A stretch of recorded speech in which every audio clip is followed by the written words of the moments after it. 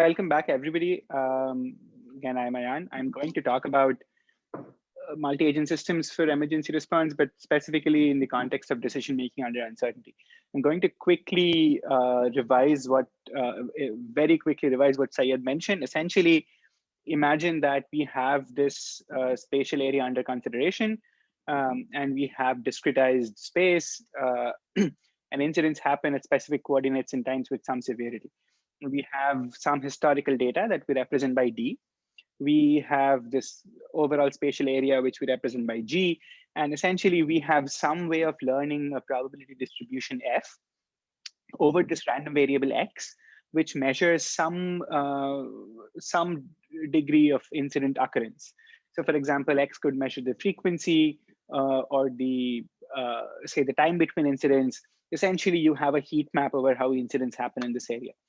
Now, when you have this heat map, essentially you can use it to sample or predict incidents into the future. How do we enable responders to respond to such incidents and allocate them in anticipation of such incidents, given that these predictions are largely probabilistic? So we've done some work on this. We've basically figured out that a combination of non-spatial clustering, some degree of synthetic resampling, and conditioning on carefully chosen features, and then probabilistic modeling or data-driven modeling, as I went over, can be used to learn fairly accurate predictive models. So this is from a paper that we wrote. On one side, you see on the right, you see the actual heat map, and then on the left, you see the heat map that our model predicts.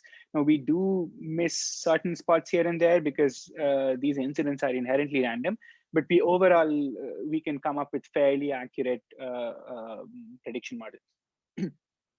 Okay, now specifically, if these models change, you can always design online models that can adapt to changing dynamics. So for the rest of the talk, we'll assume that we have these online models, and we are going to look at how we can allocate responders in anticipation of these incidents. So the total spectrum of multi-agent system that I'm going to cover, or at least a part of the spectrum, I'm going to talk about robustness as well, has three basic metrics or axes that we are going to cover. We are going to look at scalability. We are going to look at coordination and optimality. Okay. Now, if you have a problem space, which is very small, and you want to solve your problem absolutely optimally, then the best way to do it is to do something called centralized planning. And these approaches scale really well. You can model your problem as some form of a Markov decision process or a semi-Markov decision process. I'm going to briefly talk about what that is. If you know the transition functions, you can directly use dynamic programming and other extremely well-known approaches. If you don't have the transition functions, you can use some form of a simulator or a generative model of the world. You can even embed the simulator as you learn the policy. We are also going to talk about the completely other end of the spectrum, where you have a really large problem and you have a lot of issues with coordination and communication between the agents. So that leads to a completely decentralized planning architecture where each agent plans on its own. Obviously, you can't solve this problem optimally. And I mean, if the agents could communicate, you would have gotten better solutions.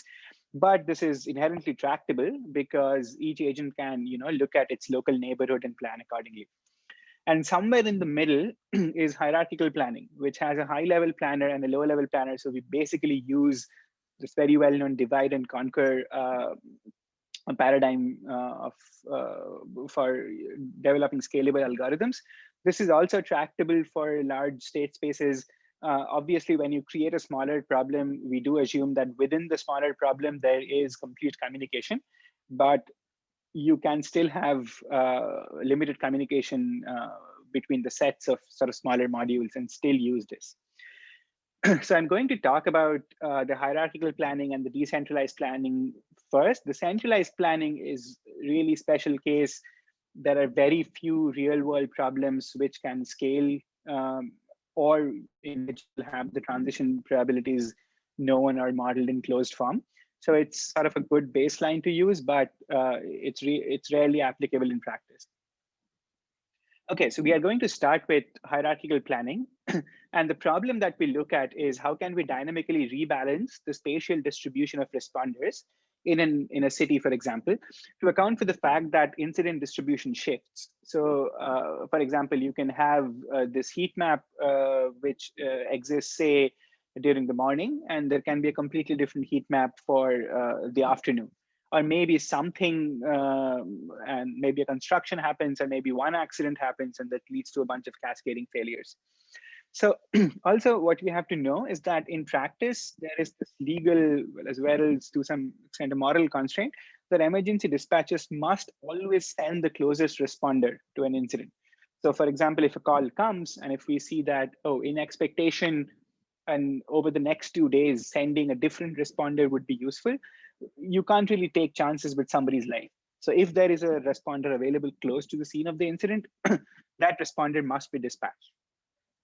But this can lead to coverage gaps when responders become busy. For example, if an incident happens, which is denoted by I in the map, and we have two responders, R1 and R2, one which is 65 seconds away, but is not in a hotspot, and the other which is 60 seconds away, but is from the Nashville downtown, which is the hotspot of incidents.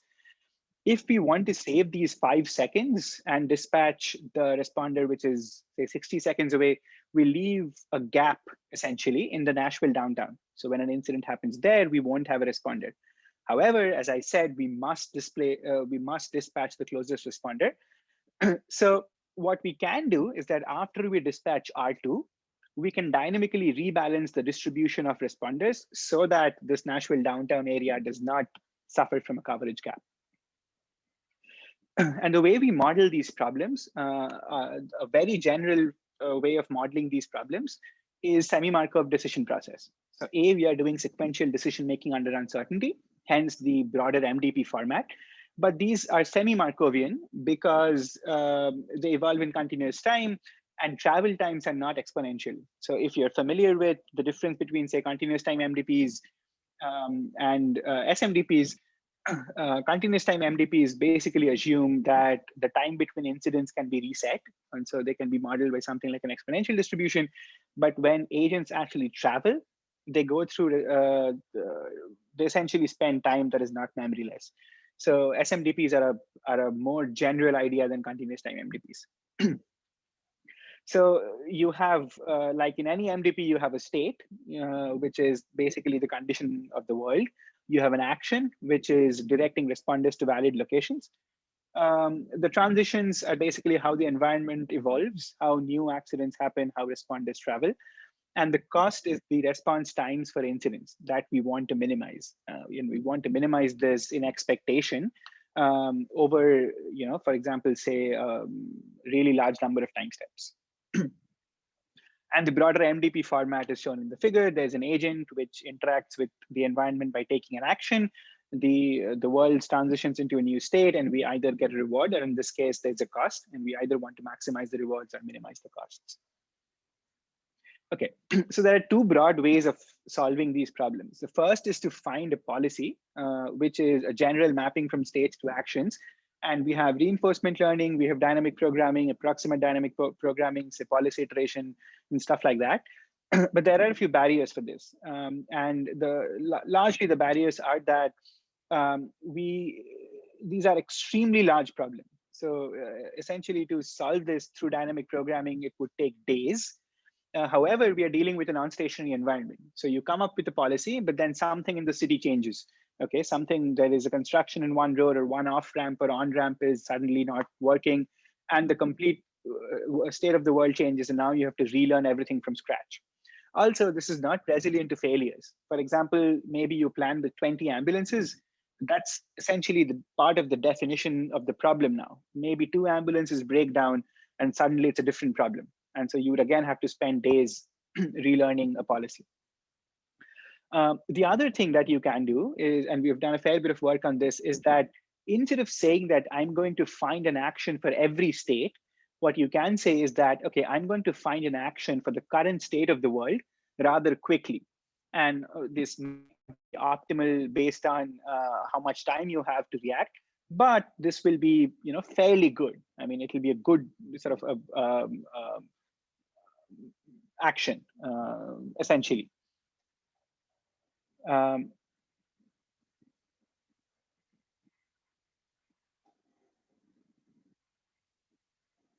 Okay, I'm actually going to, I just saw the chat.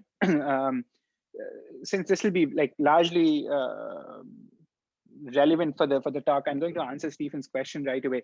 So the process is non-memoryless because imagine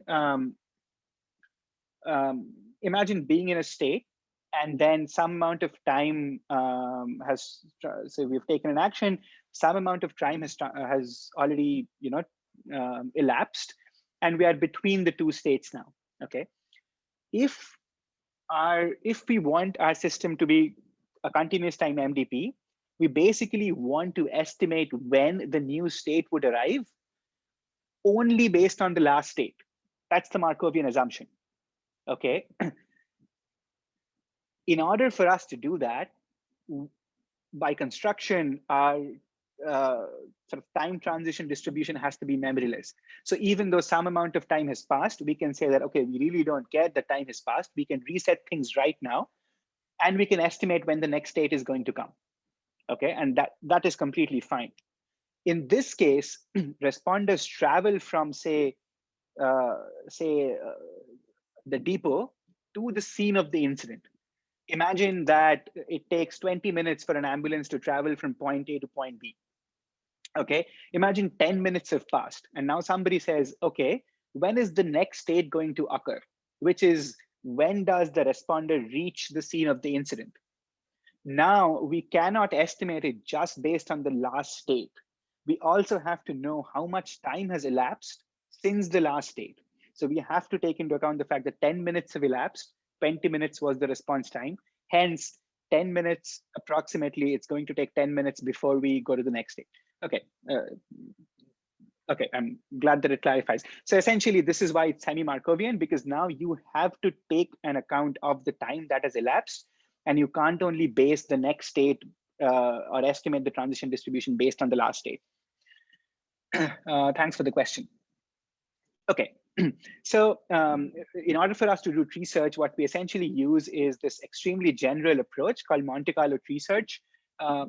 Also, Syed, it's a bit hard for me to look at the questions because I mean, I'm sharing my screen. If you see a question, just unmute and interrupt me and ask the question. Oh, don't worry. So Monte Carlo. Okay, so Monte Carlo tree search is actually a fairly general way of online planning, which actually has nothing to do with MDPs or SMDPs. You can take any sequential decision-making problem and use it. Essentially, you build a tree and you simulate decisions into the future, and you basically take the most promising action. You keep a track of the costs, and you take the decision that minimizes the cost or maximizes the rewards. Okay.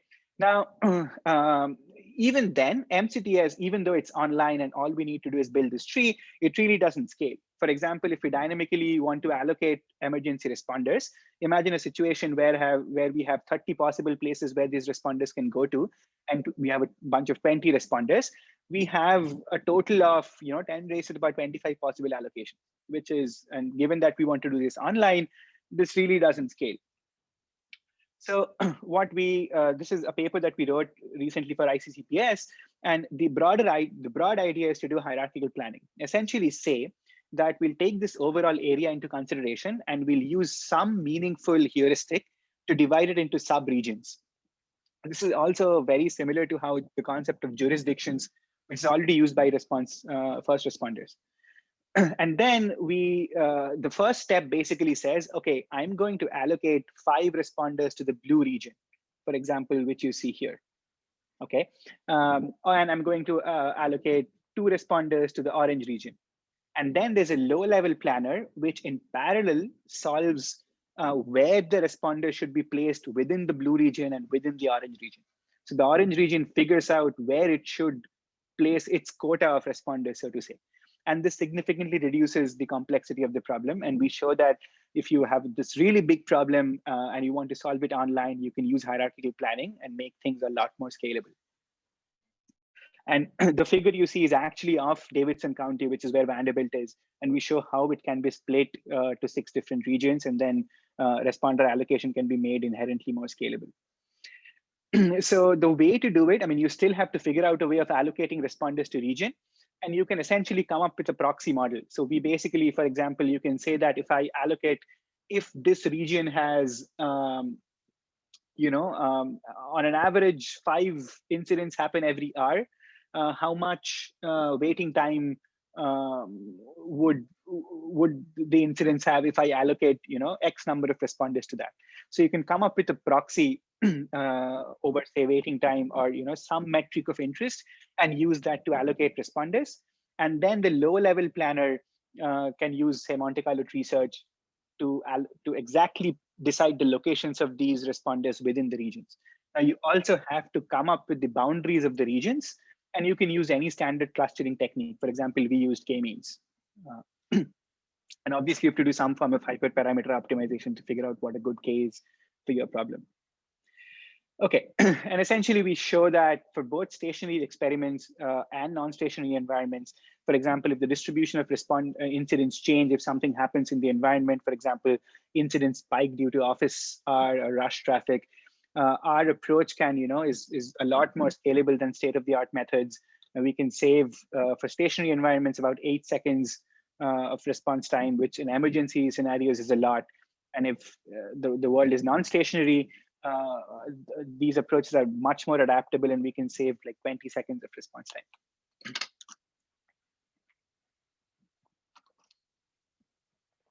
Okay, I'm going to skip this for the interest of time. Okay, so we basically looked at the central picture, which is somewhere between centralized and decentralized, but we assume something very fundamental while designing this, and that is that agents can communicate with each other completely. However, this might not be the case in the real world. Okay, if that's not the case, we have to go for techniques that do decentralized planning. But why? How could this happen? This could happen due to various different reasons. For example, in Nashville, downtown, which is actually close to Vanderbilt, in December 2020, a bomb attack destroyed AT&T's communication infrastructure. And there were extended outages for 66 public safety answering points. Now, what is remarkable is that because AT&T's communication infrastructure is so crucial, emergency response was affected for multiple days in 4 states. So, I mean, in and around the states of Tennessee. And communication, can also get hampered by, as Hemant was talking, during natural disasters like hurricanes. So how can agents plan? How can we design planning modules in those scenarios? So instead of looking at this idea of a monolithic state space, what we basically do is that we assume a local small state space for each agent, and we tell each agent, this is the high level idea. We tell each agent, do the best that you can do, while assuming that all other agents will also do the best that they can do. And they'll also assume that you are doing the best that you can do. And this is a completely cooperative scenario. All the agents, there are no adversarial interactions. Everybody wants to minimize response times. So we show that this basically works quite well if agents can estimate what the other agents are doing. So we created this. This is a paper that we wrote for AMAS 2020. We basically showed that we can take this generative model of the world and then take a state, and we split the state for each agent. Each agent builds its own MCTS tree. While it builds its own MCTS tree, it has a model which basically tells it what other agents are doing. So for example, if there's an incident on the west side of the town, and I know that some agent has been deployed there, I'm just going to assume that that agent is going to take care of that incident, and I don't have to travel all the way. Okay.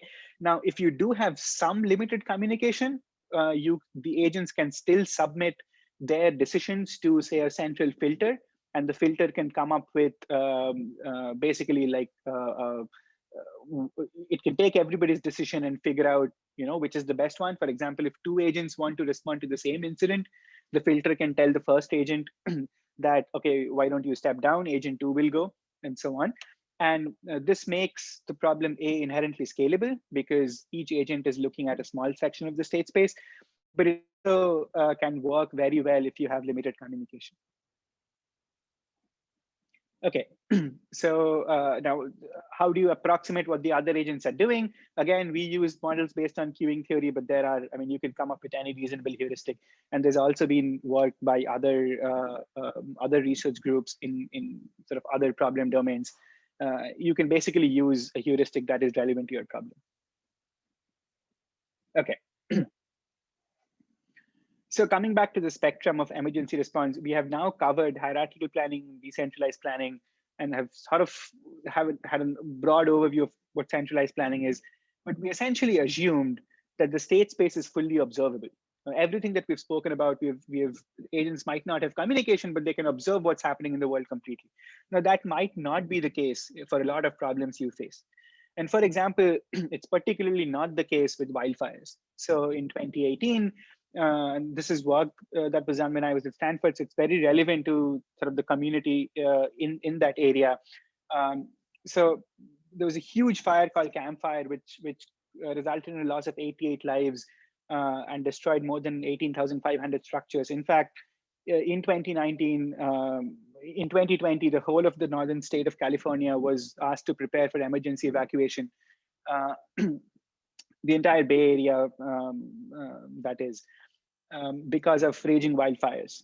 Now, the problem is that it's very hard to actually observe the state of the fire because ground surveillance is almost impossible because of the fire, and there's a lot of smoke which prohibits accurate air surveillance. So how can agents respond to these very rapidly spreading fire if they can't even fully observe the state of the world? So the issues again is that there's unpredictable speed, and obviously, as I said, the true state of the fire cannot be observed. So we've done sort of two lines of work, and I want to very briefly mention both. So a major problem that we faced when we started looking at this problem was that there was no open source wildfire data with which we could learn generative models over how wildfires spread. So we actually created one. So we came up with this method of aggregating really large scale vector and raster data. And we wrote, this is a paper in ICDE, and we essentially created this open source database for that basically looks at all wildfires that have happened in the US in the last 6-8 years. It has information about what the weather was, what the vegetation was, what the topography was of the area where the fire happened and how it spread. So if any of you are interested in looking at wildfires and how they spread, this is completely open source. It has more than 17 million data points. And you can just go to just Google wildfire DB and it'll take you to GitHub page. You'll be able to download this and work with it. So given that we have this data and we can use it to learn a model that says how wildfires might spread, how do we actually respond given that the state of the world is still not observable? And the way to do that is to use a different type of Markov decision process, which is called a POMDP, or a partially observable decision process. So while you do have a state, the state is not fully observable. Instead, you have a belief function, which is essentially a probability distribution over the states. So at each point, each decision making, say, epoch or step, you say there's this much probability that I'm in state 1, there's this much probability that I'm in state 2, and so on. Okay, but instead what you get are observations. So for example, you might see smoke coming from some area. So that gives you that, okay, there's probably some likelihood that maybe the area is on fire. It could be that the area was, on fire yesterday and there's almost no fuel left, but there's still some smoke. Or maybe there's a nearby area on fire and the wind is driving the smoke there. So you can sort of estimate something about the area based on these observations.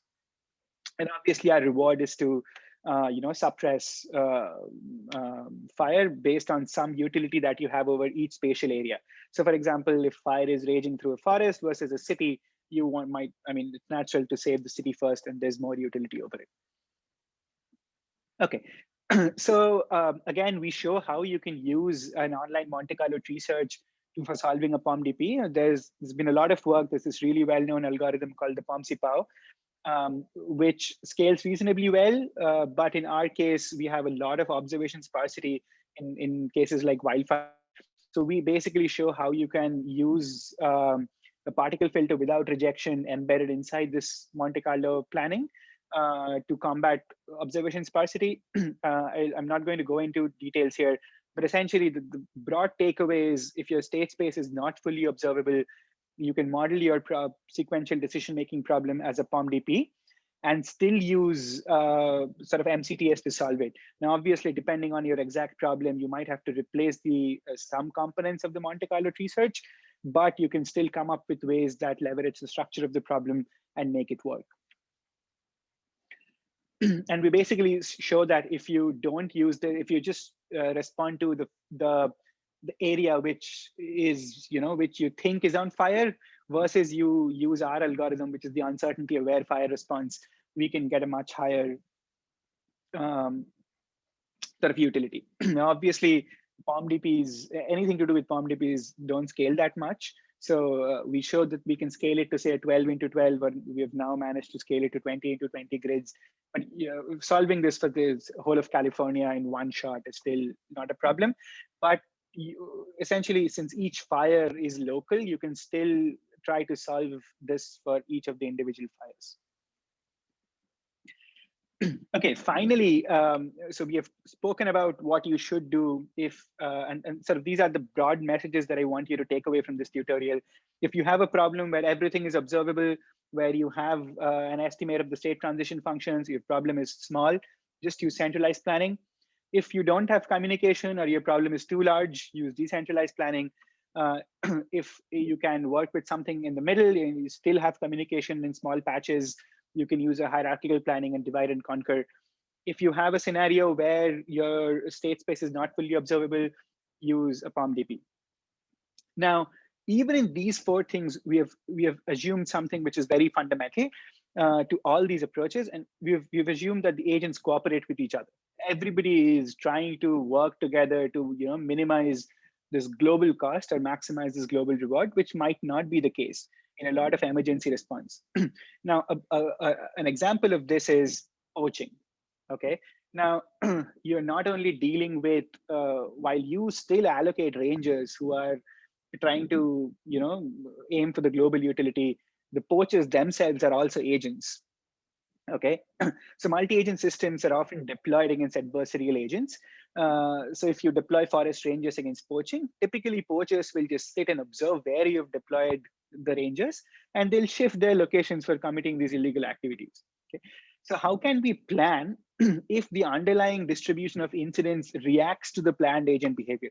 Now, remember that we already spoke about what happens if the underlying distribution changes.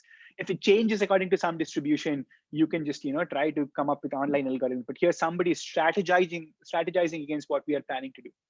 Okay, so how can we deal with those scenarios? And we have a paper at 2020 UAI where we show that we can model these off-the-shelf ML prediction algorithms as Tackleberg games, which can internally account for the fact that somebody is strategizing against the predictions that we're making.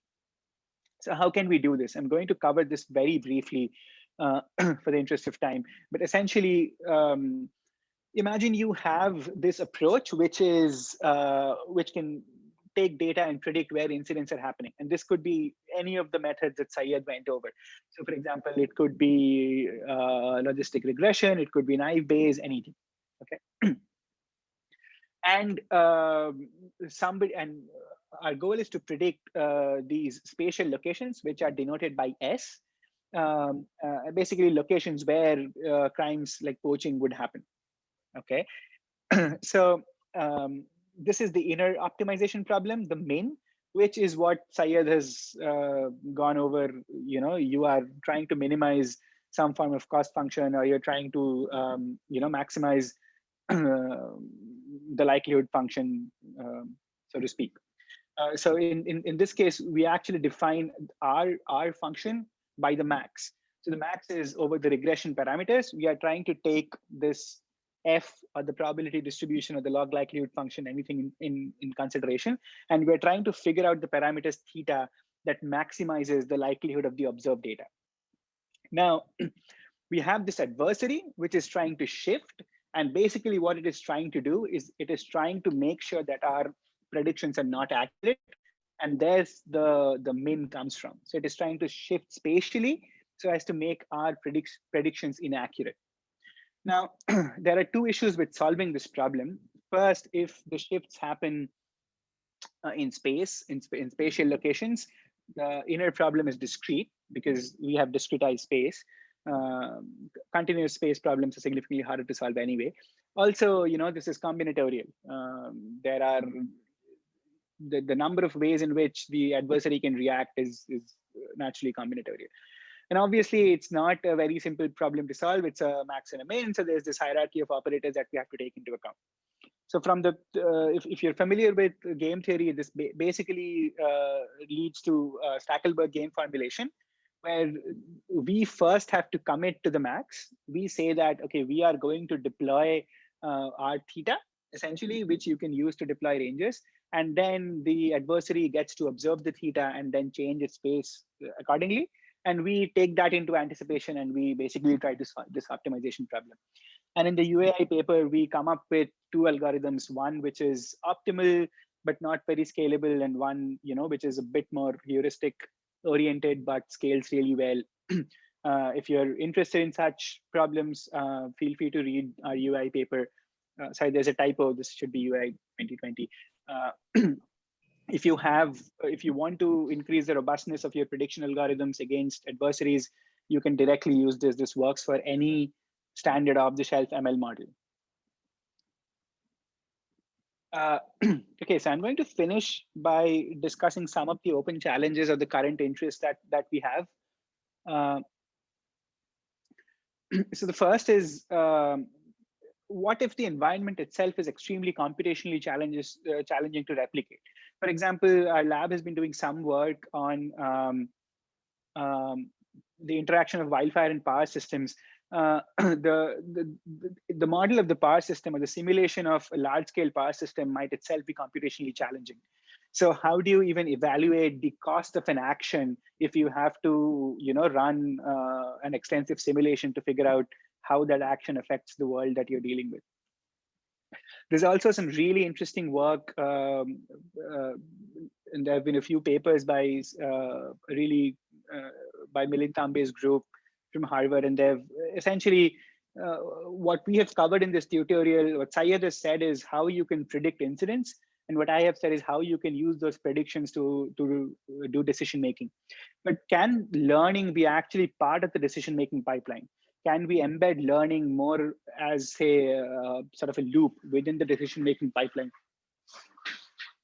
And finally, how can multi-agent POMDPs scale to real-world scenarios concerning emergency response?